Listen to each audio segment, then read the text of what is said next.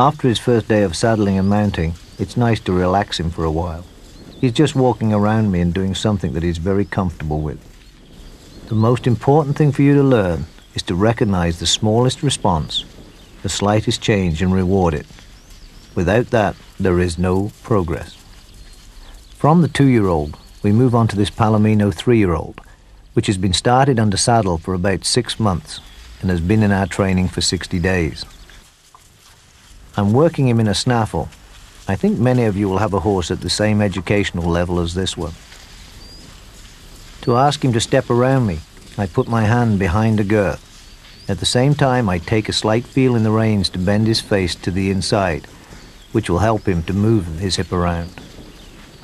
I change my body language and move towards his shoulder and ask him to step out. I'm asking him to turn, and he wants to get over the top of my hand when I block his right side off. I'm showing him that the door is open to the left and letting him find it.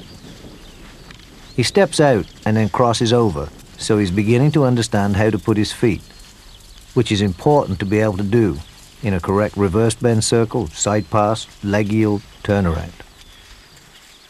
I'm again asking him to move his hip around, and he starts to give his face to me. I help him by pushing my hand on his side every time his inside hind leg is coming off the ground. There is a difference in his response when I showed him the open door to the right. This time, he had no problem. The slightest try, we reward it. It's important you work your horses equally from both sides. You will notice that he is slightly stiffer on this side. I'm asking him to move out of my space and walk around me.